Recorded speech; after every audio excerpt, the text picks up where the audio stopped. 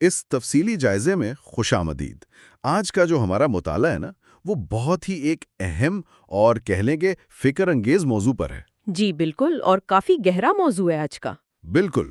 آج ہم جس تحریر کا تجزیہ کر رہے ہیں وہ دراصل قرآن مجید کی سورت یونس کی آیات 7 اور 8 ہیں۔ یعنی سورت نمبر 10؟ جی، سورت نمبر 10۔ اور اس جائزے کا ہم نے عنوان رکھا ہے ایک ابدی انتباہ۔ یہ بہت ہی مناسب عنوان ہے۔ تو اس نشست کا جو مقصد ہے وہ محض الفاظ کا ترجمہ بیان کر دینا نہیں ہے، مطلب ہم اس کی اس گہری نفسیاتی، روحانی اور جو انسانی حقیقت ہے نا، اس کو سمجھنے کی کوشش کریں گے جو ان دو مختصر آیات میں چھپی ہے۔ جی، اور یہ بہت ضروری بھی ہے کیونکہ اکثر لوگ صرف ترجمہ پڑھ کر آگے بڑھ جاتے ہیں۔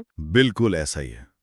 ان آیات میں انسان کی جو مادی دنیا سے محبت ہے، اس کا رویہ اور اس کے جو حتمی نتائج ہیں، ان کا ایک بڑا تہلکہ خیز تجزیہ پیش کیا گیا ہے۔ ہم اس بات کی گہرائی میں جائیں گے کہ کس طرح انسان کے زاویہ نگاہ کی ایک چھوٹی سی تبدیلی اس کے پورے انجام کا تعین کر دیتی ہے۔ میں سمجھتی ہوں کہ یہ ایک بہت ہی بروقت موضوع ہے۔ اگر ہم ان آیات کو تھوڑا وسیع تر تناظر میں دیکھیں تو یہ صرف ایک روایتی انتباہ نہیں ہے۔ صحیح۔ یہ دراصل انسانی نفسیات اور ہمارے طرز عمل کا ایک بہت ہی باریک بین تجزیہ ہے، سائنسی نوعیت کا کہہ لیں اسے۔ مطلب مائنڈ سیٹ کی بات ہو رہی ہے یہاں؟ بالکل۔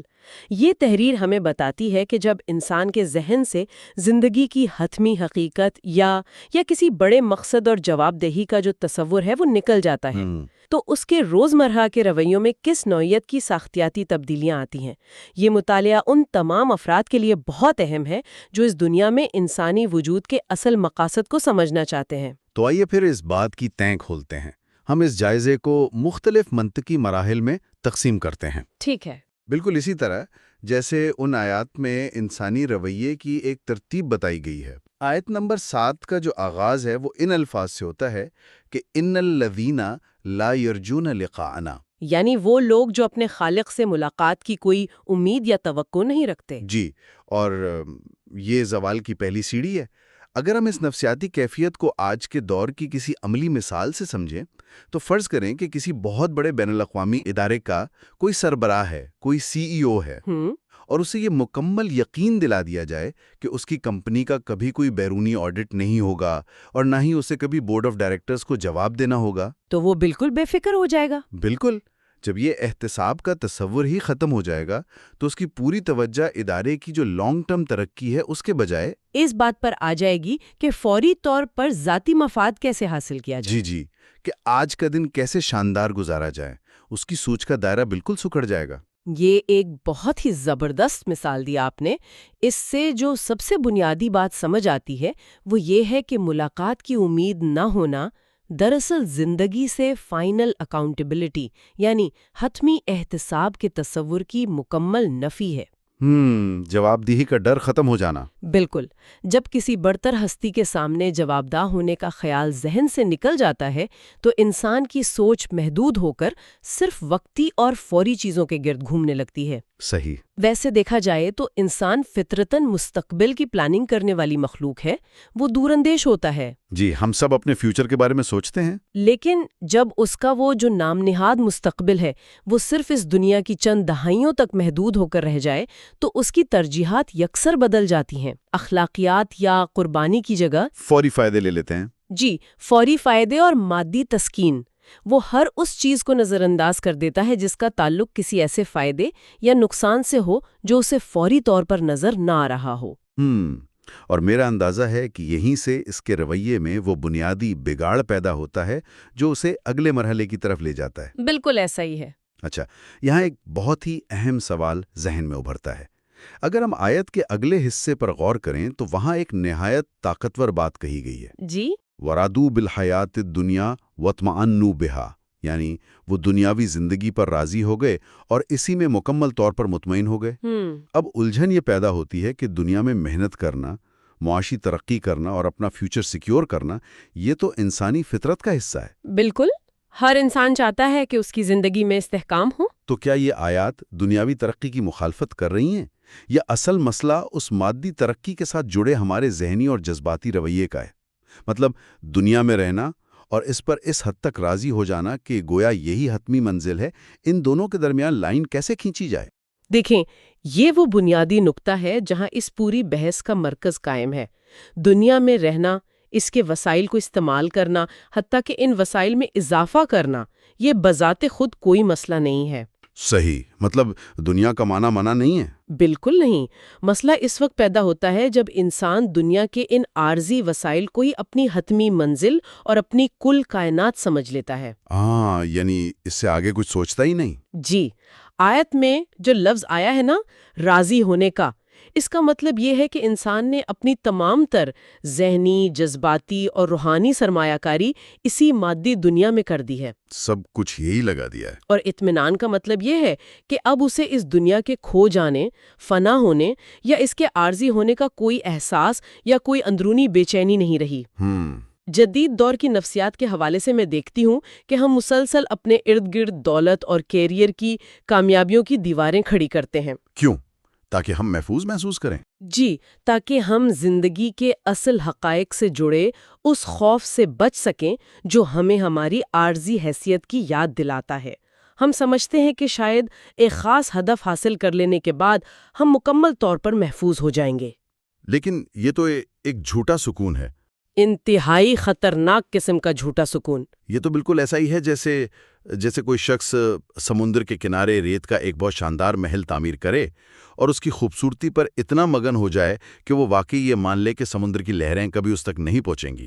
بہت خوبصورت تشبیہ ہے۔ مطلب اس شخص کا المیہ یہ نہیں ہے کہ اس نے ریت کا محل کیوں بنایا۔ جی، اصل المیہ اس کا وہ واہم ہے، وہ جھوٹا احساس تحفظ ہے جو اسے یہ یقین دلا رہا ہے کہ یہ محل ہمیشہ قائم رہے گا۔ بالکل۔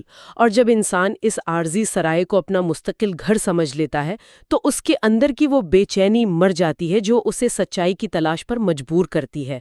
اور یہ جھوٹا احساس تحفظ تو انسانی شعور کے لیے ایک زہر ہے۔ جی، اور تنقیدی سوچ رکھنے والا کوئی بھی باشعور انسان یہ سوال ضرور پوچھے گا کہ کیا ایک ایسی جگہ پر مکمل اطمینان محسوس کرنا عقل مندی ہے؟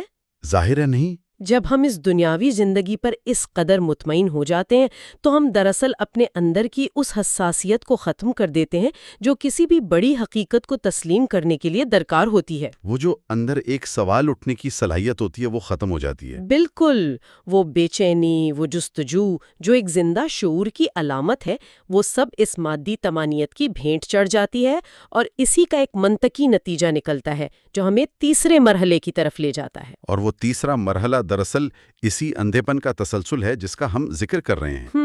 آیت کے اگلے حصے میں ان افراد کی اس کیفیت کو یوں بیان کیا گیا ہے کہ والذین ہم عن آیاتنا غافلون، یعنی وہ لوگ ہماری نشانیوں سے غافل ہیں۔ جی، اور اگر اس پر غور کیا جائے تو یہ غفلت کوئی راتوں رات تو پیدا نہیں ہوتی۔ بالکل نہیں۔ یہ اسی دنیاوی اطمینان اور اسی ریت کے محل کی محبت کا ڈائریکٹ نتیجہ ہے۔ جب انسان ایک محدود مادی خول کے اندر مطمئن ہو کر بیٹھ جاتا ہے تو وہ ان تمام نشانیوں کو دیکھنا ہی چھوڑ دیتا ہے جو اس خول کے باہر موجود ہیں۔ صحیح بات ہے۔ ریت کا محل بنانے والا اس کی سجاوٹ میں اتنا گم ہو جاتا ہے کہ اسے ان لہروں کا شور سنائی ہی نہیں دیتا جو لمحہ بلمحہ اس کی طرف بڑھ رہی ہیں۔ اور یہ نشانیاں تو قدرت کے مناظر میں بھی بکھری ہوئی ہیں، انسانی تاریخ کے عروج و زوال میں بھی، اور خود انسان کے اندر بھی موجود ہیں۔ اس مقام پر لفظ آیات یعنی نشانیوں کی وسعت کو سمجھنا بہت ضروری ہے۔ جی بتائیے۔ کائنات کی ہر شے، ہر واقعہ، قدرت کا ہر قانون دراصل ایک نشانی ہے جو ایک بڑھتر حقیقت کی طرف اشارہ کر رہی ہے۔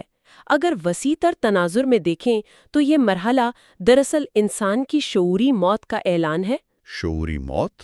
یہ بہت بھاری لفظ ہے۔ جی، کیونکہ مادی دنیا کا ضرورت سے زیادہ اطمینان انسان میں ایک ایسا تعصب پیدا کر دیتا ہے کہ وہ صرف وہی دیکھنا چاہتا ہے جو اس کے اس دنیاوی سکون کو سپورٹ کرے۔ کنفرمیشن بائس کی طرح۔ بالکل۔ جب لوگ دنیا کی چمک دمک اور مسابقت میں گم ہوتے ہیں تو ان کے سامنے دن رات بدلتے ہیں، موسم تبدیل ہوتے ہیں، زندگی موت کے مناظر پیش آتے ہیں، قوموں کے زوال کی داستانیں دہرائی جاتی ہیں، لیکن ان کے ذہن پر کوئی دستک نہیں ہوتی۔ جی، کیوں؟ کیونکہ اس غفلت کا پردہ اتنا موٹا ہو چکا ہوتا ہے کہ کھلی حقیقتیں بھی بے معنی ہو جاتی ہیں۔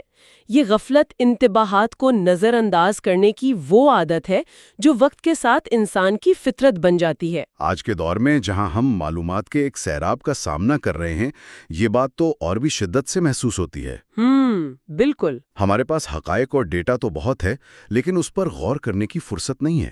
ہم روزانہ اسکرینز پر بے شمار حادثات دیکھتے ہیں، لیکن انہیں محض ایک خبر سمجھ کر اسکرول کر جاتے ہیں۔ جی، ان سے کوئی سبق نہیں لیتے۔ انہیں اپنے لیے کوئی نشانی یا پیغام نہیں سمجھتے۔ تو اب تک کے اس سفر کا کیا مطلب نکلا؟ ہم نے دیکھا کہ شروعات اس ایک نقطے سے ہوئی کہ ملاقات یا حتمی احتساب کی کوئی امید نہیں تھی۔ جی۔ اس نے دنیاوی زندگی پر ایک غیر فطری اطمینان کو جنم دیا۔ اس اطمینان نے انسان کو اپنے ہی خول میں قید کر کے نشانیوں سے غافل کر دیا۔ بالکل ایک زنجیر کی طرح۔ اب سوال یہ پیدا ہوتا ہے کہ اس پوری نفسیاتی کیفیت اور اس مسلسل غفلت کا حتمی انجام کیا ہے؟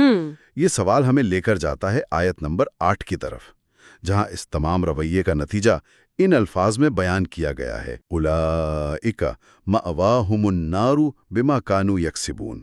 یعنی ان لوگوں کا ٹھکانہ آگ ہے اس کے بدلے جو وہ کماتے رہے تھے۔ جی، جب ہم اس انجام کو پڑھتے ہیں تو یہ نہایت سخت معلوم ہوتا ہے، لیکن اس میں موجود لفظ کماتے رہے اس پورے نظام کو سمجھنے کی کنجی ہے۔ میں اس بات سے پوری طرح متفق ہوں۔ یہ تجزیے کا وہ حصہ ہے جو ہمیں عمل اور اس کے لازمی نتیجے، جسے ہم مکافات عمل کہتے ہیں، اس کے اٹل قانون سے ملواتا ہے۔ یہ کوئی ثواب دیدی یا بیتوقع فیصلہ نہیں ہے کہ کسی شخص کو اچانک کوئی سزا سنا دی گئی ہو۔ جی، کہ بس یوں ہی سزا مل گئی۔ نہیں، یہ دراصل انسان کے اپنے اعمال کی خالص کمائی ہے۔ عربی میں لفظ کسب کا مطلب محض کوئی کام کرنا نہیں ہے، بلکہ اس کا مطلب ہے کوئی ایسی چیز کمانا یا حاصل کرنا جس کے لیے انسان نے باقاعدہ ارادہ کیا ہو، مسلسل محنت کی ہو۔ جی، اور تسلسل کے ساتھ کوشش کی ہو۔ جب کوئی شخص جان بوجھ کر سچائی کی نشانیوں کو نظر انداز کرتا ہے اور اپنی پوری زندگی ایک عارضی سراب پر کھڑی کرتا ہے، تو اس کا انجام کوئی بیرونی عذاب نہیں ہوتا۔ بالکل نہیں، بلکہ یہ اس کے اپنے ہی بوئے ہوئے بیجوں کی فصل ہوتی ہے۔ یہ اس بات کا ثبوت ہے کہ علم، عمل اور انسان کے ارادوں کا آپس میں کتنا گہرا تعلق ہے۔ انسان جو سمت منتخب کرتا ہے وہ وہیں پہنچتا ہے۔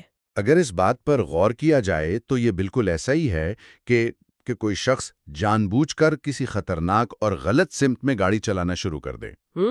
راستے میں جگہ جگہ انتباہی اشارے لگے ہوں، بورڈز ہوں کہ آگے راستہ بند ہے یا کھائی ہے، لیکن وہ ڈرائیور اپنی گاڑی کے اندر چلنے والے میوزک اور آرام دہ ماحول میں اتنا مگن ہو کہ وہ ان تمام اشاروں کو نظر انداز کر دیں۔ بالکل۔ تو بالآخر جب وہ کسی کھائی میں گرتا ہے تو وہ انتباہی اشاروں کا، سڑک کا یا قانون کا قصور نہیں ہوتا۔ جی، وہ تو اس کی اپنی غلطی ہے۔ وہ اس کی اپنی مسلسل کی گئی ڈرائیونگ، اس کے اپنے انتخاب اور غفلت کی سیدھی سیدھی کمائی ہوتی ہے۔ بہت ہی عمدہ مثال ہے۔ آج کے اس تفصیلی جائزے میں ہم نے جن آیات کا مطالعہ کیا ہے اس کا خاکہ نہایت واضح اور سبق آموز ہے۔ کس طرح صرف ایک عقیدے کی کمی، یعنی خالق سے ملاقات کی امید نہ ہونا، انسان کو دنیاوی لذتوں میں گم کر دیتا ہے۔ یہ طمانینت غفلت کو جنم دیتی ہے اور بالآخر انسان اپنے ہی اعمال کی وجہ سے نقصان اٹھاتا ہے۔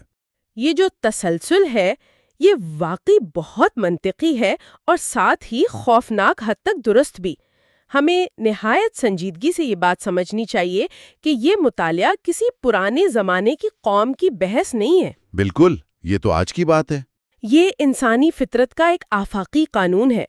آج کے دور میں جہاں ہم ٹیکنالوجی اور مادی ترقی کے ایک بے پناہ ہجوم میں جی رہے ہیں، جہاں ہر طرف ہماری توجہ بھٹکانے والی چیزیں موجود ہیں، جی، وہاں یہ آیات ہم سب کے لیے خود کو غفلت کی نیند سے بچانے کا ایک بہترین نسخہ ہے۔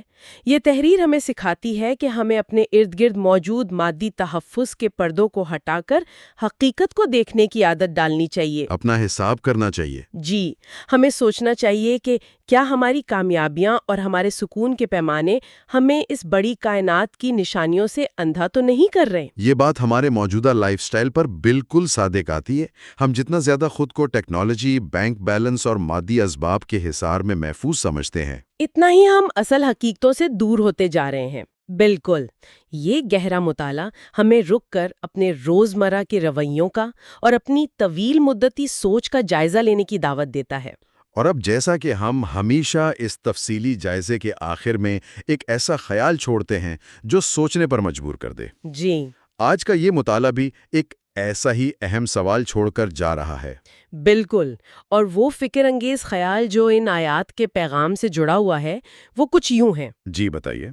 کہ ابین ہماگی روزمرہ کی مصروفیات اور ہماری محنتیں ایک قسم کی مسلسل کمائی ہیں، تو یہ سوچنے کا مقام ہے کہ ہم جس بے پناہ دنیاوی تحفظ کے پیچھے دن رات بھاگ رہے ہیں، کیا وہی تحفظ خاموشی سے ہمارے اندر کی اس روحانی حساسیت کو تو نہیں مار رہا جو ہمیں زندگی کی اصلی نشانیوں کو دیکھنے کے قابل بناتی ہے؟ بہت گہری بات ہے۔ کیا ہمارا اپنا بنایا ہوا یہ آرام دہ خول ہی رفتہ رفتہ ہماری سب سے بڑی قید تو نہیں بن گیا، جس میں ہم نے خود کو اپنی ہی مرضی سے قید کر لیا ہے؟ یہ واقعی ایک ایسا سوال ہے جو سنجیدگی سے سوچنے والوں کے ذہنوں میں دیر تک گونجتا رہے گا اور انہیں اپنی زندگی کی سمت پر مزید غور و فکر کرنے کی دعوت دے گا۔ امید ہے آج کی اس گہری گفتگو نے اس اہم موضوع کو ایک نئے زاویے سے سمجھنے میں مدد کی ہوگی۔ اس تفصیلی جائزے میں ہمارے ساتھ شامل ہونے کا بہت شکریہ۔